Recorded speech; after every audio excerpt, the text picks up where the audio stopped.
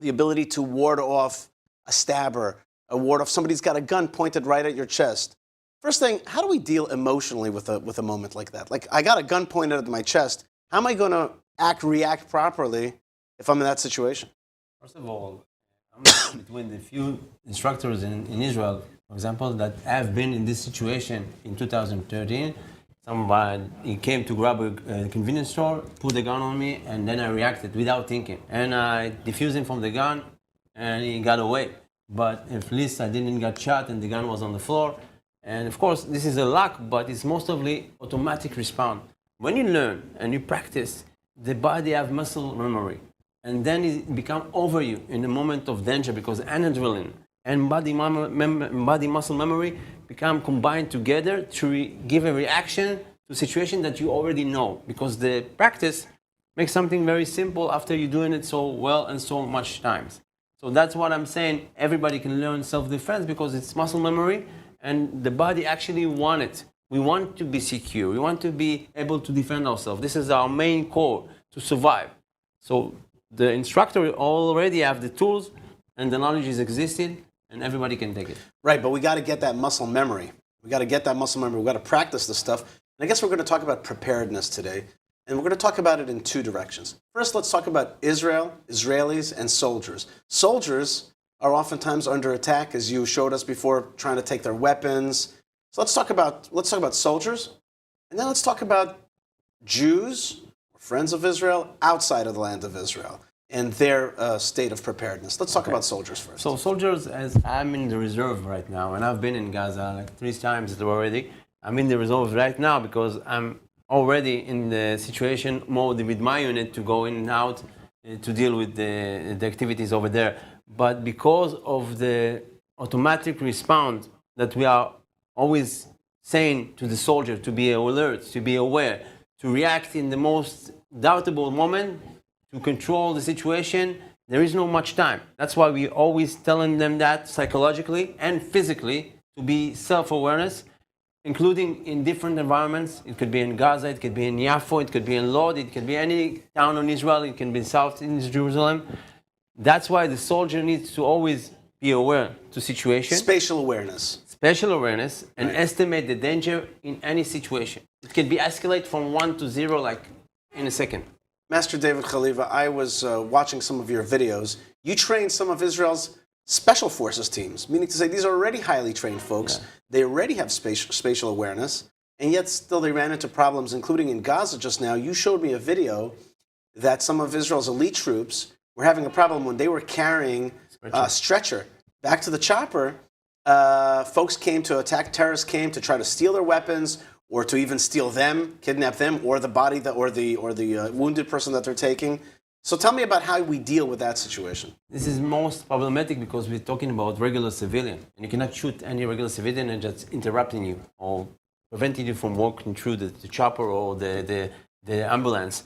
So we need to act responsibility, use the power of the attacker to avoid conflict, push him away without escalating the situation, because everything is videotaped today. Everything is in camera. If we will get things outside of the situation showing the Israeli forces use maximum force and vulnerability and injuring civilians, it will come outside very strong and very bad for us. Already outside is very, בוא נגיד, הרבה בעיה של תקשורת רעה, bad publicity, fake news. So that's why we have to prevent this kinds of stuff to get out. It's very interesting that you're talking about this, and I'm surprised a little bit.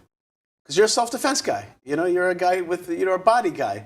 But you're talking about also Israel's image vis-a-vis our self-defense. One of the things about your method, the shadow method I've seen, is really about what I called a judo, and you told me that's not right, which is to use the other person's strength to kind of continue the other person's movement. You wanted to correct me. It's not exactly judo. I developed the shadow from simple, basic moves that regular attack occurred, like grabbing, like pushing. I saw it so many times in my line of work, as I work with civilians multiple times, in the job of require very, very emotional stress and a lot of violence. That's why I developed shadow for every person around the world can learn shadow, simple move, and use the momentum to get out of a situation without fighting, without being strong, without have any ability to have contained power or to grab somebody strong or to get out of situation that involve power, everybody can use shadow because it's based on natural movement, right, using the opponent power against him and avoid conflict. That's also giving me the opportunity to show ourselves good in the camera. We're preventing violence without encouraging that, without contributing to the violence. We are avoiding conflict, and we get out from the situation without increasing the situation, without escalating the situation. All right, so we're going to get to in just a second about Jews outside of the land of Israel. Before that, let's just one more point, which is I saw that you actually recommend tools. There are tools that you can carry that are legal everywhere. Of course. Let's talk about that. One of the things that we already have is our phone. Cell phone, for example, is a wonderful tool because nobody suspects that. And we can use our the phone angles to utilize vulnerable points, to puncture or to use the phone to evacuate situation from grabbing, from hitting, because it's very, very effective if you use it correctly, and we actually pointed to the good direction with the points that we're going to learn here. So this is actually a very surprise tool because nobody suspects the phone. Right. Another tool is the kobotan. Kobotan is very legal. It's not a weapon. Everybody can have it. Everybody can purchase it. Looks like a laser pointer. It's like a laser pointer, but it's not sharp, and it's from aluminum, and it's very light.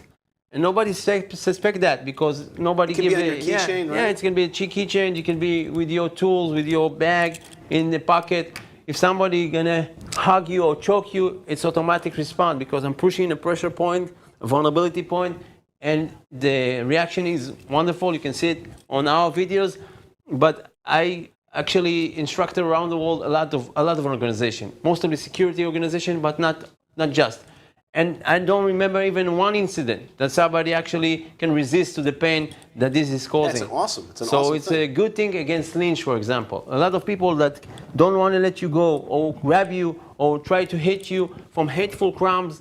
If you don't have a weapon because you don't have a license to carry a weapon and you feel like you don't have nothing, this can actually change the equation. This simple tool. I have a 16-year-old girl. She's a Taekwondo black belt. But she would use this thing very well. Yeah, of course. What did you call this? Kobotan. Kobotan. Very good. You can show her that it's very light and it's very special, and she only needs to know like 24 vulnerable points. Right. One of them, for example, if someone is going to grab me. All right. And I'm with the Kobotan. Wait, there's a microphone there. Yeah. Go ahead. And then I just push it like that. All right, there you go. It's very painful, and it will give me.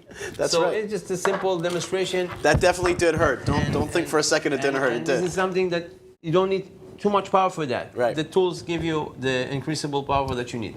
By the way, we will be uploading to the Tove channel, which I recommend everybody subscribe to, more of your instruction videos that could help people really stay safe. And let's talk also, Arutz Tov has wanted to speak now in English, reach out to the world. Let's talk a little bit about American Jews, Jews in the diaspora, and not just Jews. I like to talk about anybody who's pro-Israel, who's out there. I've got a lot of non-Jewish friends who fly the flag of Israel. Okay, people now are being identified as pro-Israel, pro-Jewish. What are your recommendations for those communities? First of all, a lot of Jewish communities suffer from the problem of hateful crimes with anti-Semitic crimes, okay, against Jewish around the world because of the symbol, because of the synagogue, because of the temple. And what I recommend them is, first of all, to unite. Never be alone in this situation. Keep posted God. Deliver some tools to people that are in front of schools with children that they can provide themselves more self-defense. Also, be aware from places that are more Palestinians or pro-Palestinian organization. That will make you a target and will be easy to hurt you. So this is something that automatically you can use by, self-awareness ability. The other things is to learn what to do in a situation of being attacked. Okay, use like tools like we shown, use other people to help you, and know what to do in a situation to hit and run, etc. That's why we need a lot of seminars that can provide you tools. You can show in this, you can see in this channel, you can see other movies that we're gonna do to you, so you can learn and practice, and also be ready to demonstrate and to do that with your partner, so you can have a lot of more knowledge after you can see the channel. And you know, I do have a lot of friends who are part of first response teams now in Philadelphia and in Teaneck, and they're called different names. Sometimes they're called Shomrim, different things. But they need training, and they need what you talk about is spatial awareness and also muscle memory. These are things that that really need to be practiced.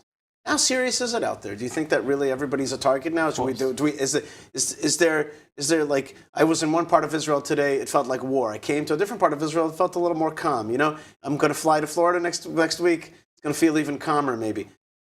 What is the level of what do we call in America, DEFCON? What is the preparedness method level? After the 7th of October, I don't think nobody can stay calm. This is something that took us by surprise, and assumption is the mother of all trouble, okay? Because we are assuming that nothing going to happen. This is like a bombing that's ticking all the time. You have to be awareness because it can start with your neighbor, it can start from a hateful crime and spread around Europe and around the world. It was already happening.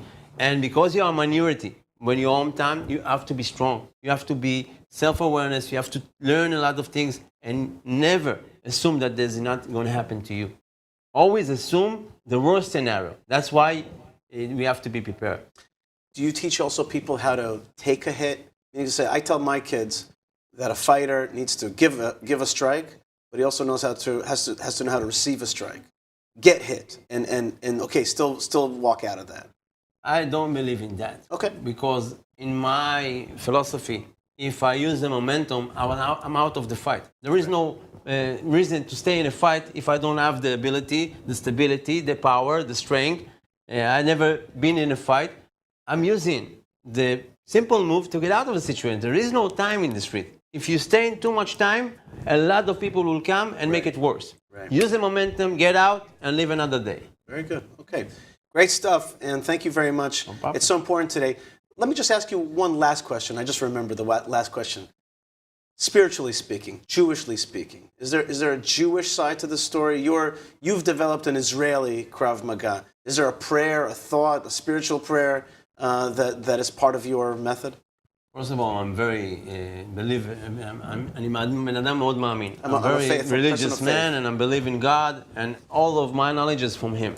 Second of all, if you don't have belief, you cannot believe in yourself. If you don't have an inspiration or someone to give you the tools and the strength, so everybody in Israel take it from God and then show on themselves when they're going to the battle. I never saw any soldier going to Gaza before he see Sefer Tehillim and praise and say the things that can give him the strength to go inside and get out.